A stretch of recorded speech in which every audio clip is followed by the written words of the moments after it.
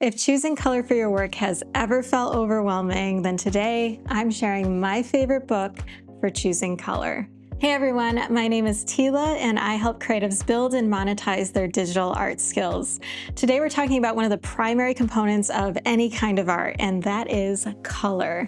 We're going to be diving into Palette Perfect by Lauren Wager, and it's one of my favorite tools for creating mood-driven color palettes. First off, this isn't your typical color theory book. Instead of focusing on the science of color, which most books do, this one is organized by themes like playful, natural, curiosity, and dreamy, and several others. And each one gives you a complete palette in CMYK and RGB, plus the recommended percentages for each color in your design. And here's why that's so helpful. It takes the guesswork out of balancing your composition. So it's not just about which colors to use, but how much of each color. And that part never really gets covered as much as it needs to, but it does here. So let me show you a few examples about how this works. I have 2 different illustrations and I'm applying 6 different color palettes to those illustrations. So right here, I've got the line artwork for the first illustration, and I've got 3 different color palettes applied to it. So this first one is the Curiosity palette. So you can see the majority is orange. So right here, I'm bringing in that strong orange.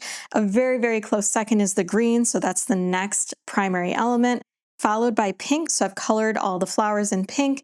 And then finally blue. So the stamens are blue, and then I've added a little bit of extra orange just to reinforce that orange is the primary color here. It will be difficult to get the exact percentages applied to your illustration depending on what your illustration looks like, but it's an incredible starting point. And as you can see, it gives you a really effective color palette outcome when you're looking at the colors and those percentages. And I've found that I'm starting to use colors I've never explored before, color combinations and percentages that I never would have thought to do. So this one is a Curiosity palette, and then the next one is a Natural palette. In this one, I've used 3 colors instead of 4, so you can kind of see the difference between what it looks like with 4 colors, and then here's 3 colors. So I'm actually kind of leaning more towards the 3 color for this specific illustration because I have a limited amount of elements. So it helps me to balance that out a little bit better without having to worry about a 4th color. And I wouldn't have learned that if I hadn't gone through this exercise. I did feel like the blue was a little bit of a strange color for the flowers here, so I wanted to try an alternative version. So this is what I did with having pink flowers. So even though pink is supposed to take up the primary part of this illustration, I felt like the flowers are the hero element in this.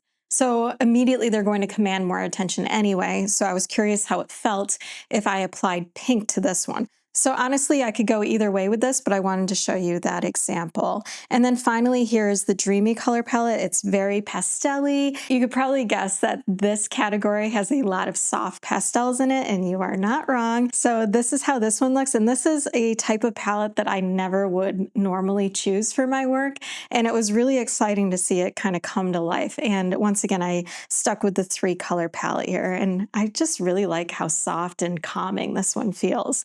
Now let's move on to the second example. So this is the line art for this next example. And then I've got a fresh color palette. So there are quite a lot of green color palettes in this category. And I kind of like this minty color with a really bright pop of orange. It's such a nice contrast. And then I tried out Playful. This is another color palette that I normally wouldn't choose. And the purple felt really heavy as the flower here. So I also tried an alternate for this one. And that's what that looks like. The orange isn't represented as much as I kind of wish that it was because it's a complementary color of blue. So I felt like it could use a little more contrast there. But I still like how this feels. And my favorite one, which I was actually pretty surprised to find, is this retro one. I never pictured myself choosing red leaves for this illustration, but it totally works. Normally I would go with the blue here, but I really like how the red looks. And I want to show you all of them together. So this is what they all look like. All color palettes that I don't normally explore, but it was a really fun exercise to put these together. And if you'd like to experiment with similar elements and putting your own color palettes together, I've placed a link right beneath this video to my free bouquet maker sampler.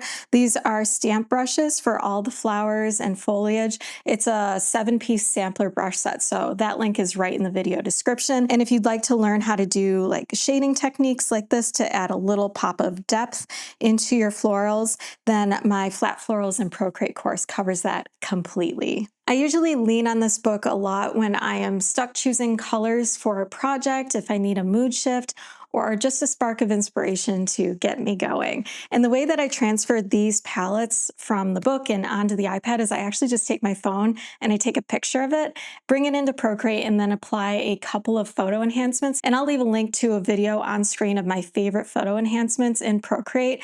I found that I'm not super crazy about the CMYK or RGB color builds that are in the book. I just personally like my colors to be a little bit more saturated, so I just do a few tweaks here and there, and then I'm good to go. I will also add in some tints, tones, or shades of the color recommendations if I need to expand my palette a little bit. And you saw that with the example with the shadows for the second illustration. And I still stay within the palette recommendations, so the percentages when I'm doing that. So if you're a visual learner or just want a shortcut to building better color palettes, then Palette Perfect is definitely worth adding to your library. And I'll leave a link to this right in the video description. Please let me know in the comments if you've used this book before or if you have another favorite color resource. I would love to hear about it. And if you found this video helpful, please hit the like button, subscribe, and I will see you next time.